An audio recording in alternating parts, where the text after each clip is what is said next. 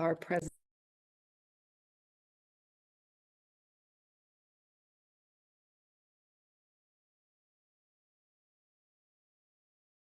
Bailey, you are up. Sounds good. Thank you all. Hello, everyone. My name is Bailey Jacqueline from Johns Hopkins University. I am a Senior Assistant Director of Admissions, and I'm excited to be your neighbor in this presentation today as the local option in Baltimore City, Maryland. So some of you may be familiar, have already visited us, but for the next 5 to 7 minutes or so, we're going to walk through Johns Hopkins through a lens of the admissions process. So you're going to hear a lot about highly selective admissions, holistic review, how we all take the admissions application into consideration across all of our institutions. But I'll position us with in terms of our approach as Hopkins and what we look for. So Hopkins, we're the nation's first research institution. And again, we are located 45 minutes to an hour and a half away from you all, depending upon traffic in Baltimore City. We're a mid-sized campus of 5,300 undergraduate students just at the Homewood campus, the base of our undergraduate students, in 2 undergraduate schools, the Krieger School of Arts and Sciences and the Whiting School of Engineering. We are a research institution, so we are rooted in this tradition of inquiry, of innovation, of asking new questions, and that really plays a significant role in our undergraduate students' lives. And this is balanced against a liberal arts philosophy where our students take advantage of curricula across the academic spectrum, natural sciences, engineering, or quantitative sciences, humanities, social sciences as well. And so they're really getting into many different areas and learning to ask new and better questions. So thinking about the admissions process, when we are looking for our students, we look for 3 characteristics. We call them academic character, impact and initiative, and overall match. Academic character is what kind of a student are you and how do you like to learn? How have you explored the academic opportunities in your specific high school community? And really, what have you made of those opportunities? How have you learned and grown? So I think for a lot of us, we think about this in the context of your transcript, those grades from 9th grade forward. That is the beginning of this conversation, where we are looking at the types of courses that you're taking and the grades you've earned in them. But we really encourage you to think about all academic information outside of that transcript too. For some students, that might be standardized testing. So for this upcoming admission cycle year 2024 to 2025, we remain test optional for our first year students. And so if you have a test score that is a strong part of your application, you're welcome to submit it. And we honor your decision to do so. If you don't have that score or don't wish to submit one for this upcoming year we're about to start, you do not have to, and you'd be at no disadvantage. But even beyond standardized testing, those academic experiences include how you engage in a classroom setting. At Hopkins, being medium-sized, there's a lot of opportunity for students to get to know each other, get to know their faculty, participating actively in class, asking questions, being an engaged learner is a huge part of our experience. So we want to see how you're doing that now. Your teacher letters of recommendation and your counselor letter of recommendation can help us see who you are in that school environment.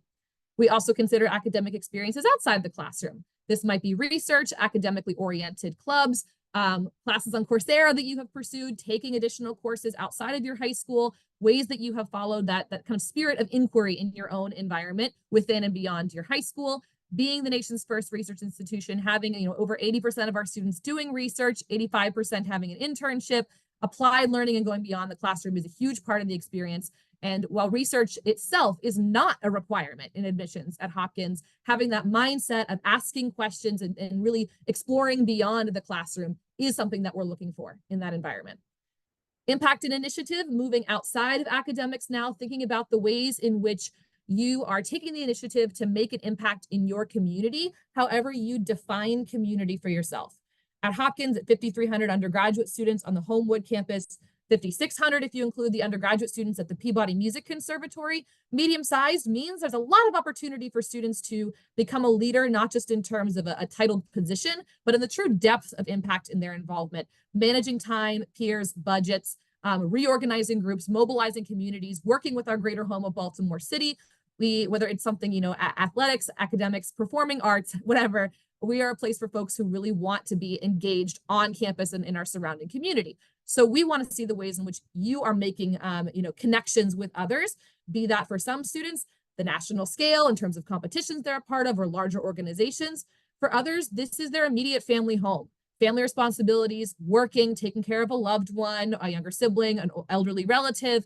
These are all different groups that you're part of, religious or cultural organizations. It's a myth, I would say, for probably my colleagues here too, that any one student organization is better or another, or we have a secret list of certain experiences we're looking for. Really, if it's important to you, it's important to us. And we want to build well-rounded classes full of folks of different backgrounds and different experiences. And you are really setting yourself up for success if you're authentic in what you are doing and how you're spending your time. And then finally, before I'll turn it over to whoever will be next for us, will be making the match. In your search process, you might be hearing about finding a college that's a right match for you. You have a set of criteria, location, big, small, do they have my major? What's the environment like? We're doing the exact same thing on the other side of this process. We have an environment, a community we're looking to build, and we're looking for students who match our undergraduate community, the environments that we have. So for this, from Hopkins, overall match, this really is the entire application. But for your purposes, I would think about it in terms of the specific admissions essays. We really get to hear your voice, your perspectives, your values most directly. Hopkins, we are on the Common Coalition and QuestBridge application. So depending upon which application you apply through, there's different essays, different written sections that you're going to have. And without getting too into detail, ultimately, though, we're trying to understand what drives you, how you learn, how you grow, how you self-reflect. And this is, again, where I'm going to push on authenticity and having your own voice and your own experiences shine through. All this information is important to us. It is not going to look the same student to student, and that is intentional. The best thing that you can do, again, is put down in that paper or digital paper, I guess you could say, you. And so that you can walk away with feeling like this is me, and the admissions office will see that, and the school it is going to be that match for you is going to have that reflected in there. I will pass my virtual mic, and the next person I see is Zoe. Thanks, Bailey. So I'm going to sound a little bit like a broken record because Bailey just gave a wonderful overview of highly selective admissions. But I'll start off with introducing myself and introducing Penn.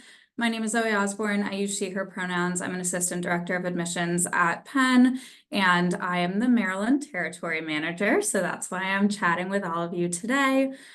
So Penn defines itself as a medium-sized Ivy League liberal arts and sciences research university located in Philadelphia. I'll break down a little bit what each of those terms mean for us. And as you go forward and learn about other schools, hopefully it'll give you an idea of what those terms may mean for those other schools as well. So medium-sized, we've got 10,000 undergrads and 10,000 graduate students here at Penn. It's not so small that you'll just be running into the exact same people all the time like you do in high school, but it's not so big that you'll be totally lost in the crowd. You're going to have familiar faces from your dorm hallways, your clubs and activities, your classes, especially when you declare a major, but you'll also be meeting new people and making new friends all the way through to your senior year. We're also an Ivy League institution. I know that this has come to mean a lot of different things, but at its core, we are part of an 8-school athletic conference located here in the Northeastern United States, and we have a shared commitment to need-based financial aid. We don't offer any merit-based scholarships for academics or athletics at Penn or at any other Ivy. All of our financial aid money is going to go to the students and families that need it the most, and we do meet 100% of every admitted student's demonstrated need, and we do so through grants and work study, so we do not package loans in our financial aid package.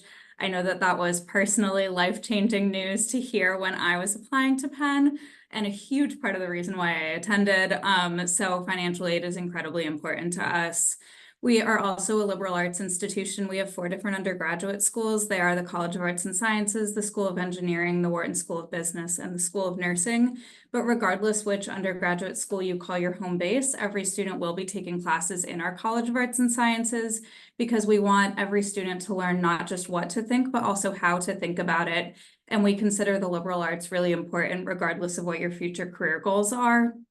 We also do a ton of research. Bailey really talked a lot about research. About 75% of our undergrads do research as well.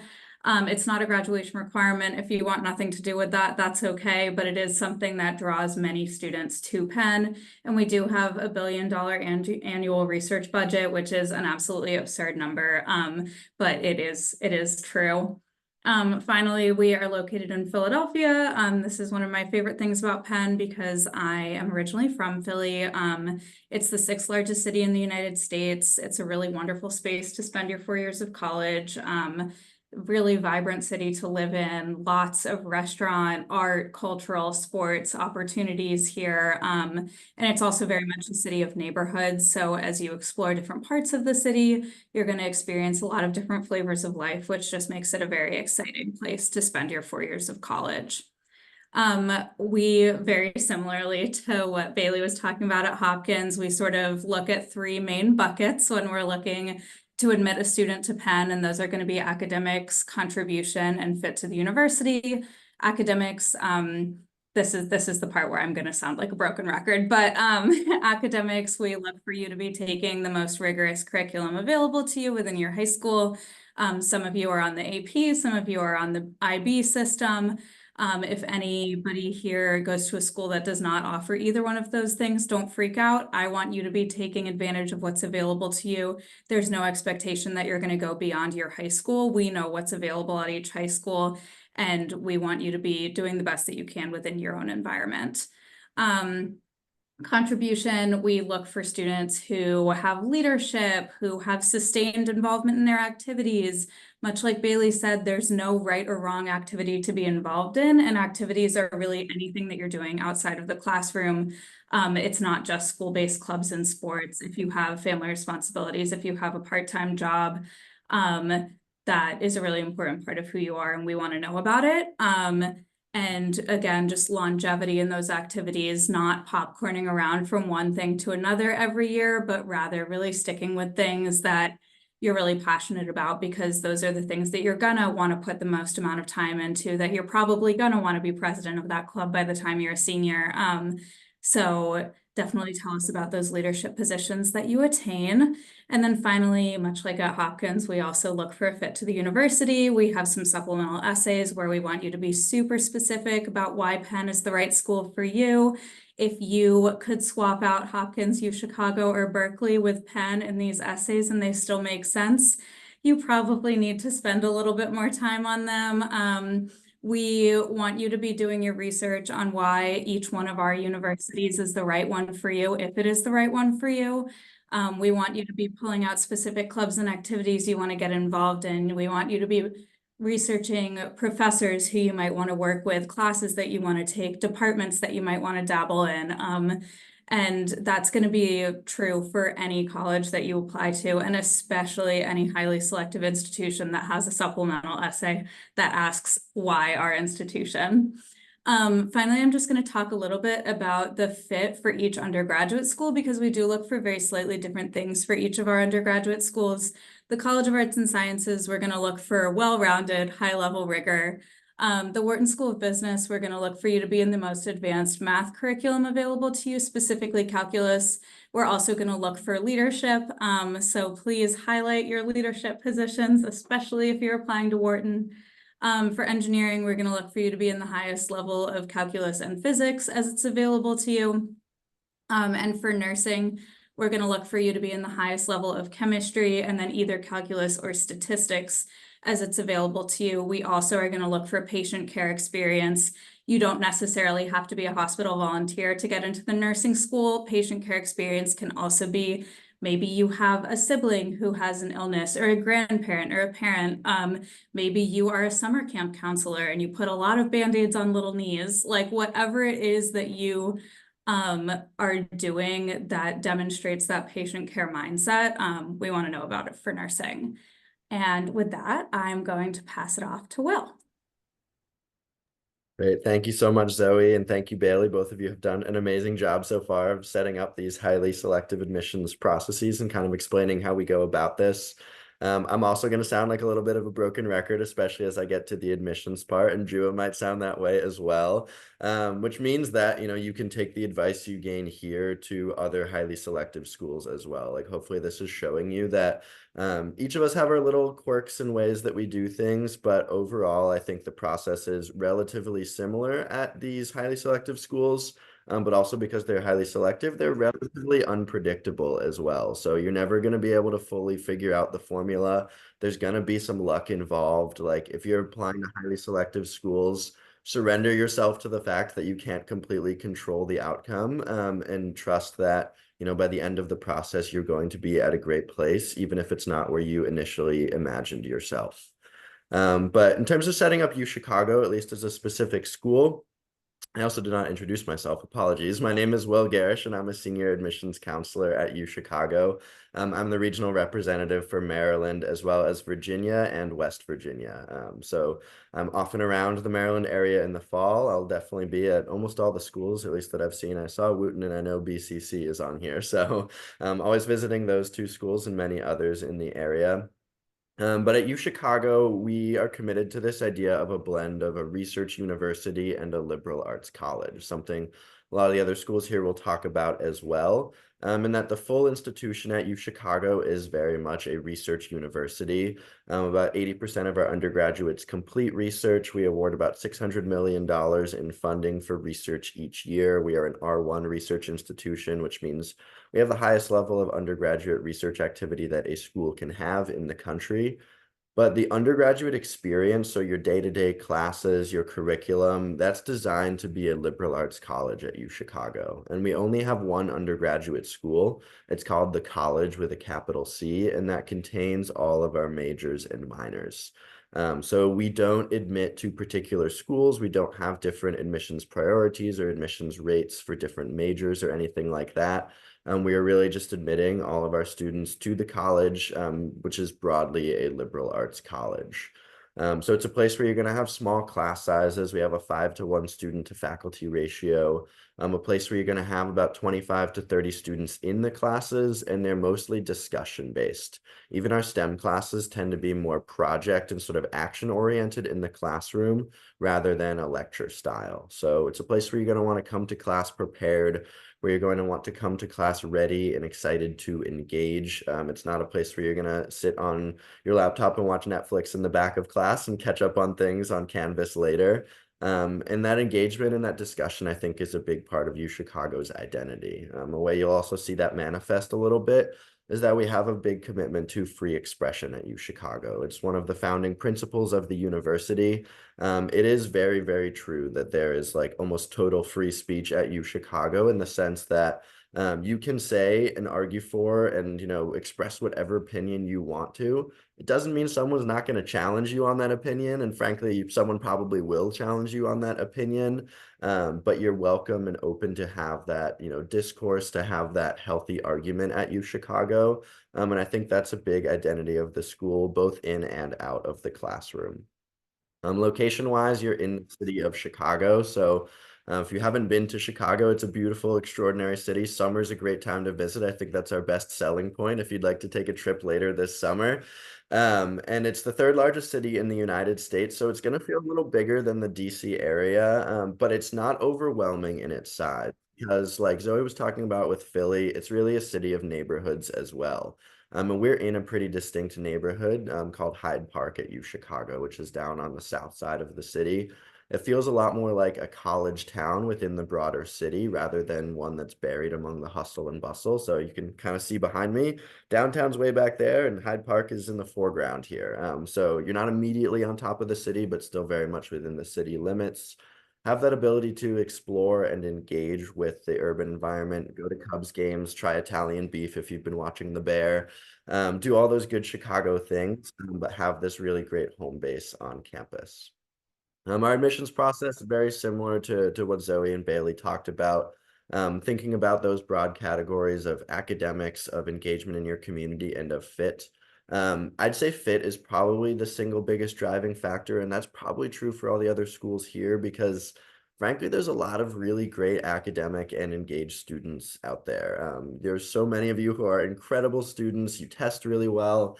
You get stellar recommendations from your teachers. And so for highly selective schools, they're unfortunately not able to admit all of those students who are qualified. And that's where that question of fit becomes much more important. I like to think of it at U Chicago as a question of, will this student be happy here? Are they going to really enjoy the community that we have? Are they going to engage with it? Are they going to be a good roommate and a happy roommate? It doesn't mean you have to be joyous every second of your time at U Chicago, but we're thinking of admitting students who really believe in and are great fits for this culture and this community. Then the question probably is, what is that culture? What is that community? I unfortunately can't sum it up in one sentence or one word for you, But I think it is something to do with this idea of free academic exploration, something you get a little bit through that idea of free expression and free speech at U Chicago, but also something that I think you can get a nice sense of with our supplemental essays. We're a little infamous at U Chicago for our very wacky supplemental essay questions. We'll ask you things like find X or where is Waldo really, or what advice would a wisdom tooth have? These aren't riddles. They're not there to trip you up.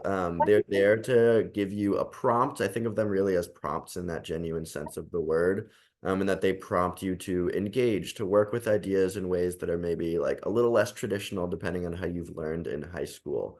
And they're really great representations of the U Chicago student culture. The questions actually come from current and recently graduated students. We don't make them up in the admissions office. We send out a poll to campus and alumni each year.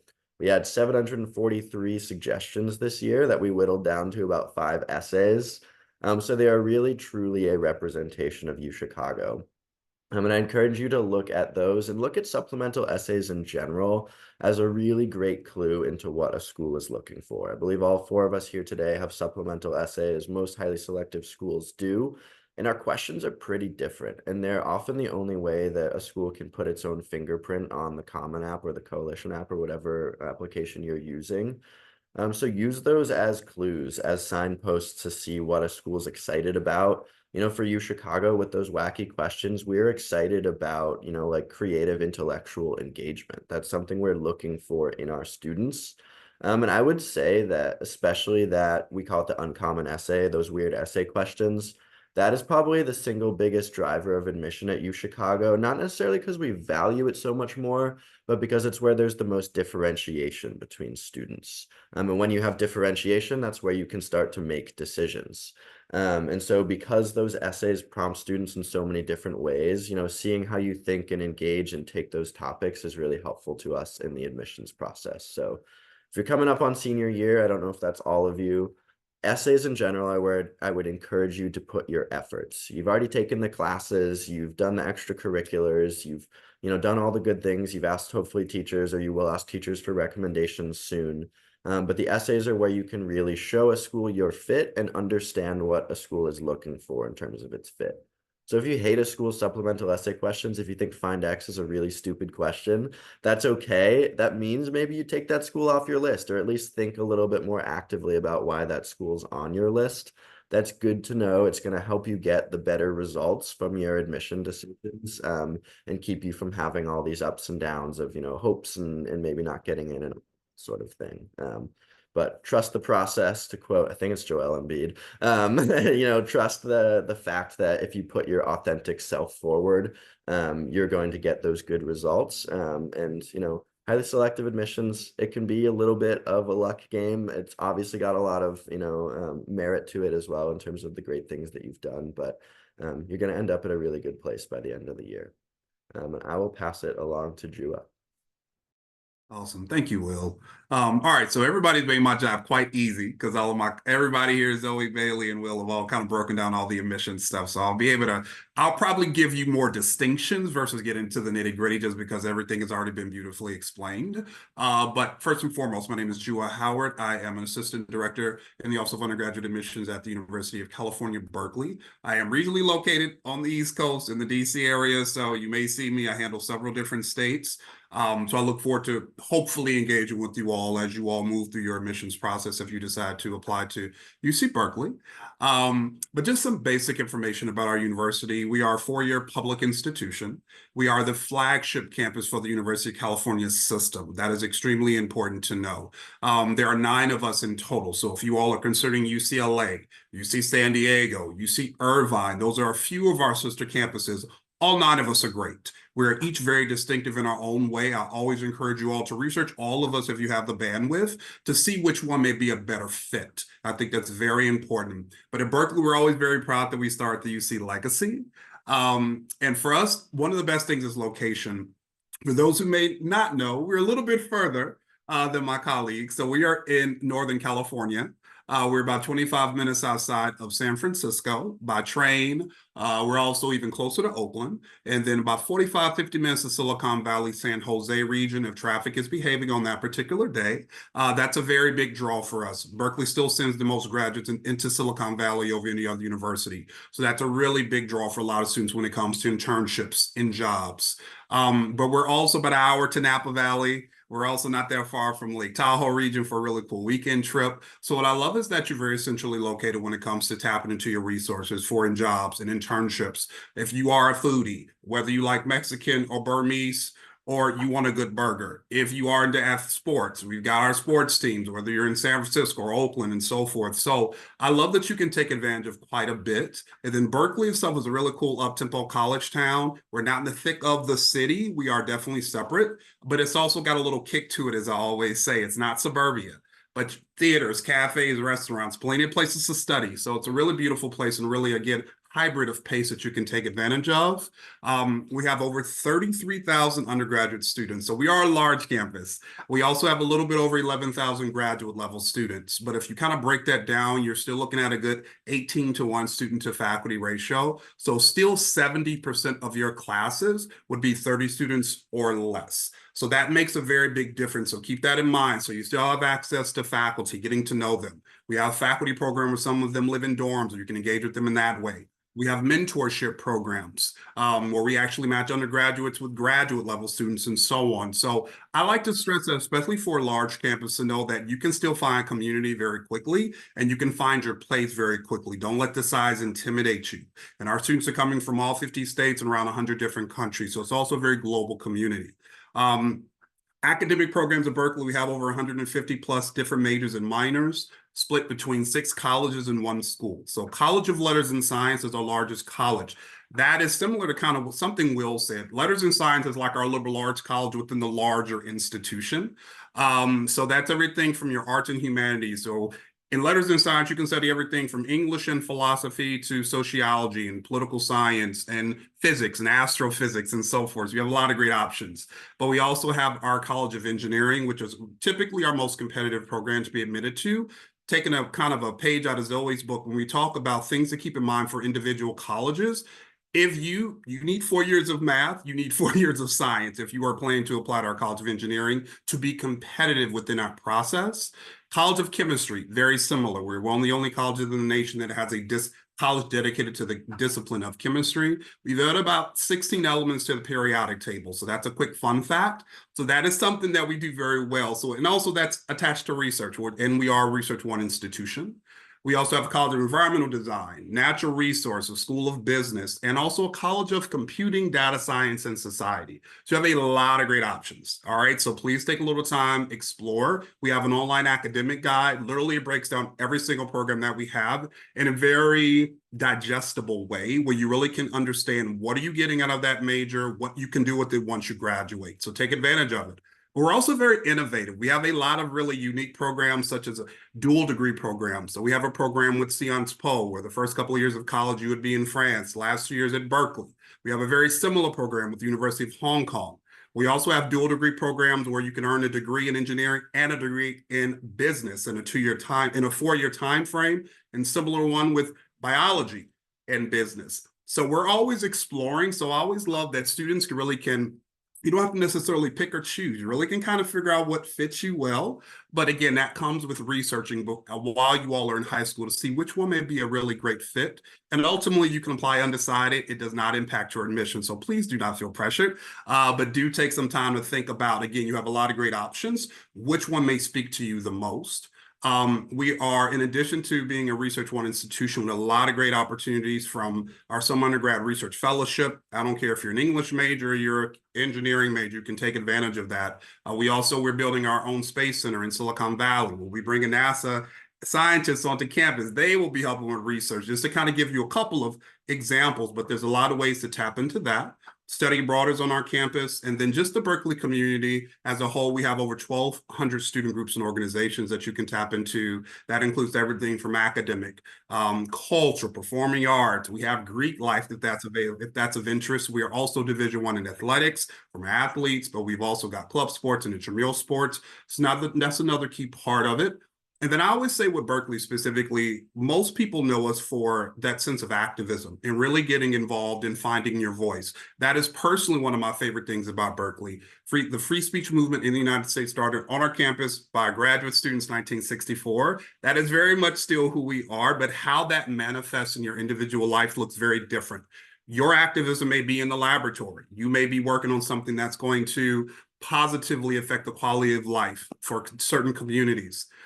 You may be part of our associate students of the University of California, and you're working on issues related to mental health care that's affecting our students. You may work in our Basic Needs Center. Our Basic Needs Center helps individuals in our community who are housing insecure, food insecure, who may need legal support and advocacy. So there's a lot of great things that you can do through the campus when it comes to being a part of the UC Berkeley community. And to me, I kind of always stress that because I think that is very important to understand as a prospective student. Everybody's talked about fit. What does that look like for each individual school? That sense of community and service and being a change maker, that is very Berkeley. That is something that we value, but I always stress that you do it in your way. There's no perfect way to do that. But what I will I'll lead that into just our admissions process, because that's connected. We do practice a holistic admissions process. So we're looking at everything. If you share it, it's considered. That's very simple. But what's key to that, and we've talked about this, is context. You will hear us say that word quite a bit. It is rooted in where do you go to school, what is available to you, and how do you maximize it in your school, local community, also at home. We've talked about what you can be involved in, whether that's school related or non-school related. You may have a job, you may be running your own business, but you're also on a sports team. We see it all, but that context is key. And that's a sense of being, I guess, equitable, if you want to see it in that way, as best possible in this process when we're looking at you in your world on a daily basis. Some key things to know: we use a very different application, which is the UC application. It is strictly just the UC system. So it's similar to the Common App, but it's just for the UC campuses. Goes live August 1st, strictly online. It is self-reported information, so that's a little different. So when you apply, you don't send us any transcripts. You're going to self-report everything that we need to know. And then another big distinction for you guys to know is that we are test-free. So we do not consider the SAT or ACT. There's no conversation of bringing that back, so that's not about to change. So that is not a part of it. Please don't ask me, can you still send it? We're not going to look at it. All right, it's not on the application. But AP exams, IB exams, if anybody's maybe even going to a school that has A levels, or if you can maybe go into an international school, those kinds of exams we do still consider. But the SAT and ACT are completely off the table. You have a lot of other things that make up who you are as a person, separate from a test score. So that does not make our process per se any less competitive. Please know that. It is still highly selective. But also, even when we did accept test scores, that was never the determining factor for a student. A lot of our students who apply, give you example, this past year, you're looking at close to 126,000 applications for a freshman class size of a little over 6,000 students. You have a lot that you should be bringing to the table of who you are as a person when we talk about that holistic admissions versus a few hours on a test, even though we don't consider it, but think about other schools that do consider it and all the various things that you should be sharing about yourself for us to understand who you are as a person and really what you're going to contribute to our community. I will just end really quickly with that holistic process. This was something that I saw this year that I've been kind of making a note to share with students. In that extracurricular section, when you are telling us about the things that you are involved in, please give me a sense of what is your personal impact in that organization and or group. I want to see how many hours per week, how many weeks per year. I want to see if you've been a leader, if you're president, vice president, if you founded the organization. And I need to know, what have you actually done? Maybe you have led that team to a state championship. Maybe you have increased membership by a certain percentage. Whatever that is where you need to brag on yourself. I cannot assume. If I have to assume, it's not going to benefit you in our process. So you really have to get into the nitty-gritty about all of the wonderful things that you are doing to impact your various communities that you are a part of, again, on a day-to-day basis. So please make sure that you are sharing that. Okay, so that's my time. Hopefully I didn't go too long, and I'll turn it back to whatever the next section is. You were perfect. Okay, so thank you so much. I always learn something from these. let me, first of all, students, please, parents, whoever's on this call, if you have questions, please put them in the chat now. This is your opportunity. Oh, we got one. Okay, so I can read this out loud and you can decide who wants to handle this one. I heard that highly selective colleges prefer to admit students who are 100% committed to a college major in high school and want to do big things in that field instead of those who are undecided because the latter has less potential. What is your opinion? Oh, sorry, Bailey, do you want? Okay, I'm happy to start on this one. I think that there are so many different things that can make a student a compelling applicant, and some students are what we call extremely pointy, where everything in their application says, I want to study astrophysics. I have already done all this work on astrophysics.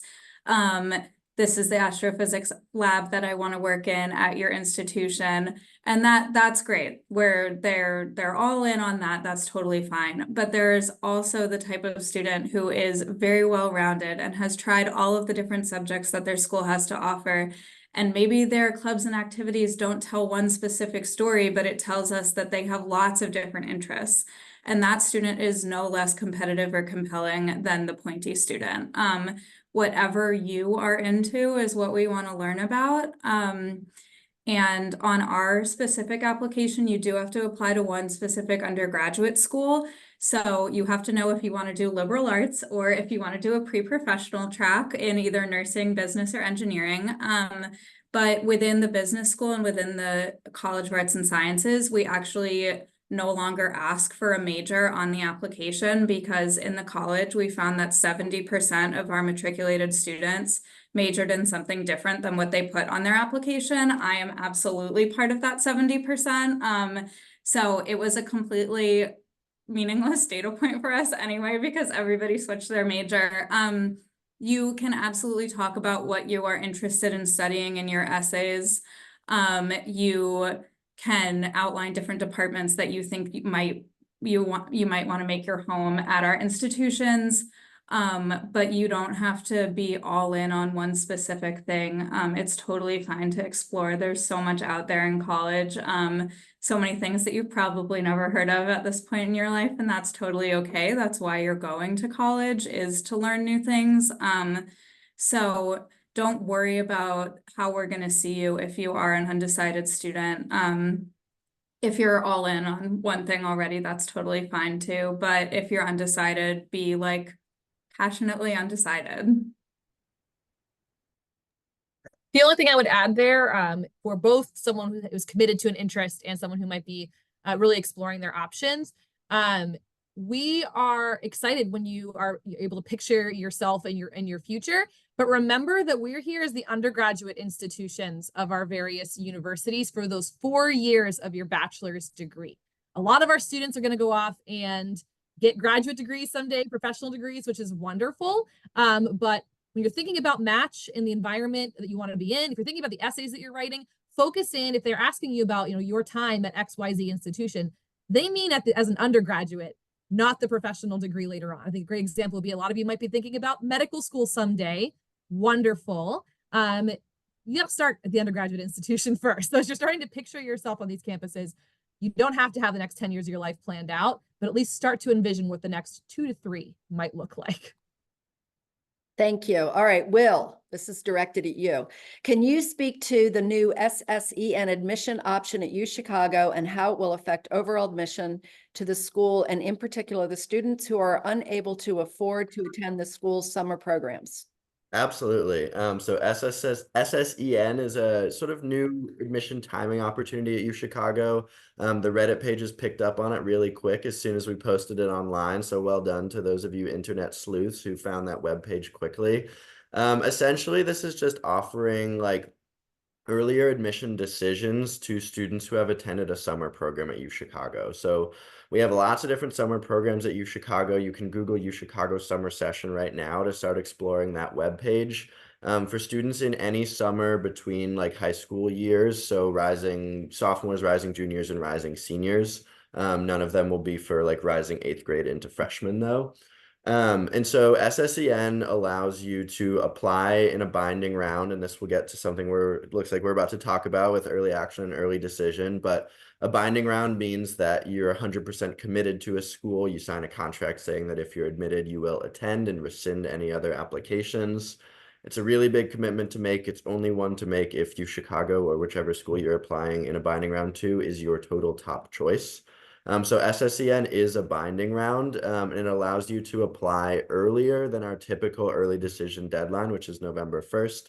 Allows you to apply in September or October, and will get an admission decision within 3 weeks. So it gives you a quicker admission decision, and again, you're getting that earlier. You're often getting the decision before early decision deadlines at other schools. The idea is that it kind of gives you almost like a second early decision card, and that, early decision is a little bit of the game and that you kind of can only play one card in early decision. But SSEN at UChicago allows you, if UChicago is your top choice, to make that binding commitment. If it's a yes, great, you're done before November. If it's a no, you could still maybe apply to another school early decision. You still have a lot more flexibility and timing. I would say it's also quite income inclusive in the sense that while many of our summer programs are paid, those are typically what's called the immersion programs at UChicago. We also have a bunch of programs called enrichment programs, if you explore our summer session website, that are fully or almost fully funded programs. So programs that have no cost to them to students who are admitted. Some of them will have no cost to admitted students, but they might ask you to cover travel. But if you apply for financial aid, we'll still cover that travel as well. So the enrichment programs, if you're worrying about the cost of an immersion program, are a nice way to get access to summer programs if you're curious. Have that availability of SSEN, even if your family can't afford a summer program at UChicago. Fantastic. Thank you. So I have actually, this next question, I've been doing a dive into the data because I love data this summer to see which schools it actually made a difference to apply ED. So can each of you just briefly tell us, does it give you an advantage to apply ED? And that, for those who don't know, early decision, you apply earlier, you get a decision earlier, but it is a binding contract. So whoever wants to start, maybe Zoe, do you want to, Bailey, you go ahead. Yeah, I'll jump in. We'll go around the horn. So in terms of, is it a better chance to get in?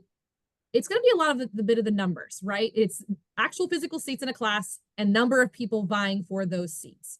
At Hopkins, we have 1,300 seats. And last year in total, we had 45,000 approximately admissions applications for 1,300 seats. In early decision 1 and early decision 2, which are both binding for Hopkins, you're not seeing the vast majority of those 45,000 applicants. There's going to be smaller pools of students applying in those rounds. So simply by numbers, fewer people that are looking to apply during the period where the entire class is open. You can see that the admissions rates are going to be a little bit different. In regular decision over the last couple of years, somewhere between 50 to 55% of our class was full. We still have about half of the class available, but when tens and thousands of students are going to be applying. So simply by numbers, when you're talking about selectivity, that's what it means. It is math. It's just more people than there is space, and therefore it is more selective in that sense. What we look for in applications, the recommendations that we make as far as learning about the institution, talking about financial aid. Our financial aid options are very similar to what Pam was talking about a little bit earlier, with 100% need met and no loan. In how to craft a strong application, that really is all the same. It really just comes down to you, your counselor, and your family being in alignment with where our school falls on your list and if you're ready to make that binding commitment. Yeah, we're the same. We fill half of our class through early decision, half of our class through regular decision. We have a far larger applicant pool for regular decision. You all, I imagine, are quite good at math. So if we have the same number of seats and fewer applicants in early, that's going to be a higher admit rate. That said, the caliber of students does not change from early decision to regular decision of who is admitted. If you are competitive in one round, you will be competitive in the other round. Our early decision applicants are also extremely self-selecting. They are putting all of their eggs in the basket of Penn. So they can typically speak really well to why our institution is a good fit for them. And when we're talking about that sort of third bucket of fit and how you look to an institution, our early decision applicants have really done their research and they know why they want to go to Penn and they can articulate that really well. So yeah, exactly the same as Hopkins. Our ED admit rate is going to be higher, but it's really just like the numbers game of those statistics. Yeah, very similar at U Chicago as well, except that we have 4 rounds instead of 2. So we have early decision and early action. So it gives you a binding and a non-binding option at our November 1 deadline. And then we have early decision 2 and regular decision, which both have a January 2nd deadline. So it gives you another binding and non-binding option at the quote unquote later deadline. We admit about a quarter of the class in each of these rounds. So similarly, like, spread out even number of seats going in each round. And then you just same thing, get that variation in the arithmetic in each round. So I would also say our binding rounds tend to be much more self-selected. There's maybe a higher proportion of like really strong students in those rounds, partly because fewer are applying, partly because you get really strong fit in those rounds, especially early decision is where you see like often the best essays. They're the first essays students write. They're not exhausted by writing a bunch of college applications yet. You're going to see a higher admit rate in any ED round than any school that has an ED round. These rounds wouldn't exist if they didn't benefit universities in some way. Yield is the business side of college admissions, and when you know that a student's going to attend if admitted, that helps you with predicting your yield. So that's kind of why these exist, I would say. I think if any of these schools, if a school that has ED is your total top choice and you feel confident in the finances, whether it's that your family can afford it or that you're confident in the meeting 100% of demonstrated need that a lot of these schools have, including U Chicago, it is the way to put your best foot forward. If it's not your total top choice, apply in a non-binding round. You don't want to get in that situation where you're maybe stuck going to a school when you still have another dream school on your horizon, and maybe that school admits you, and then you have a tough situation.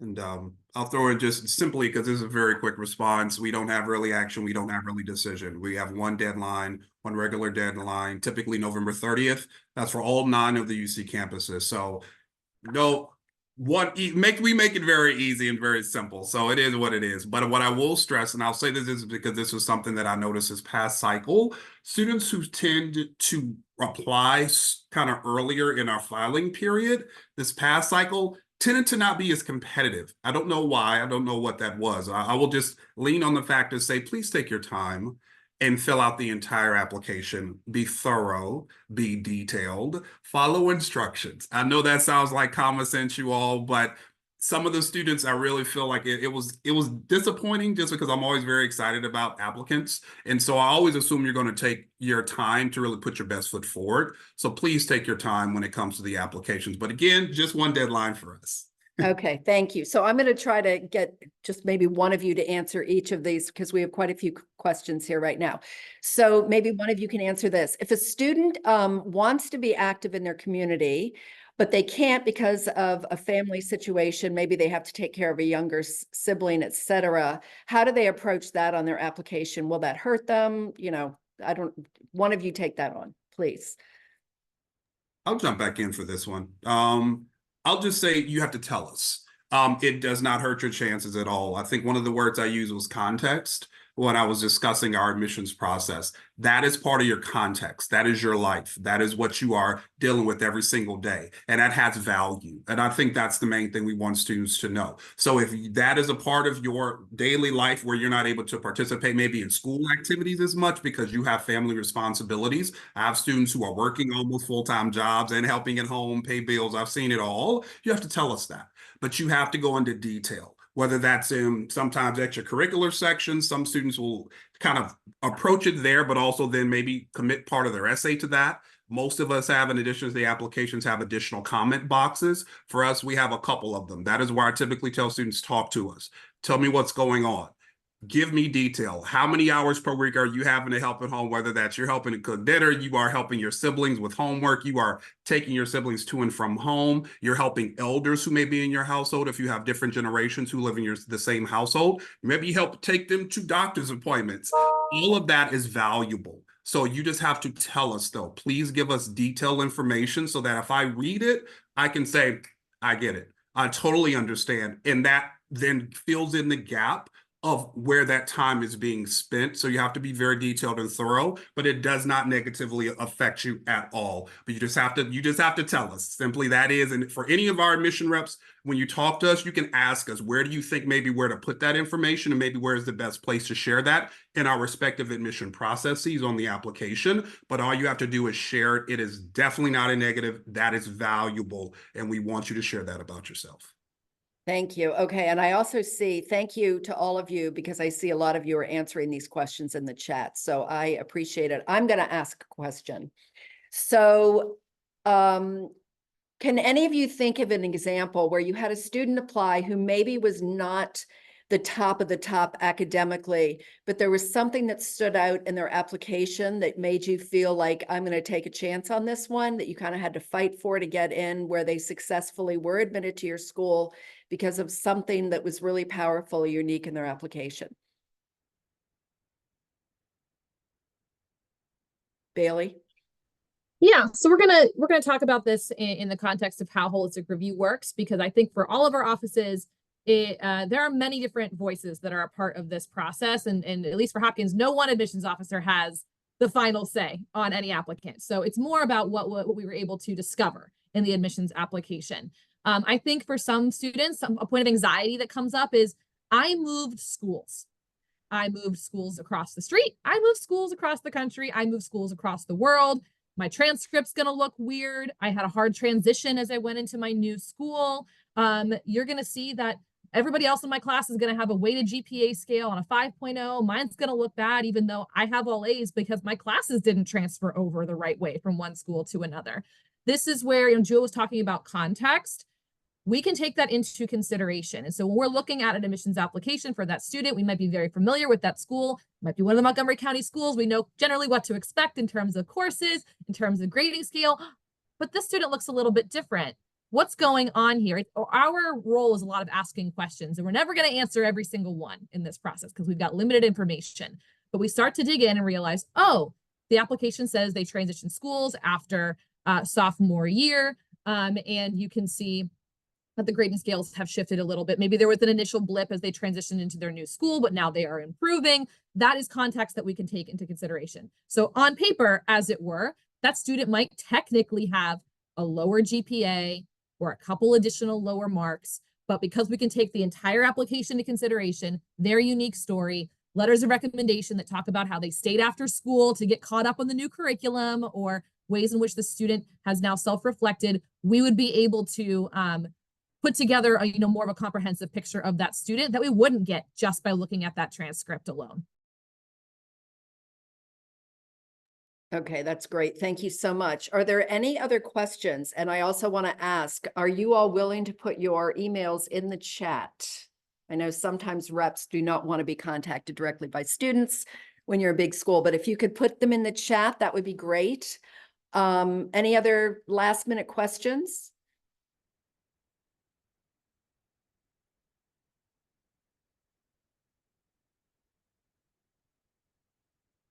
So I will just end with this. I know that all four of you, well, actually one of you I have not seen at BCC High School before, but I do encourage, I hope that will change this year. I do encourage, you know who you are.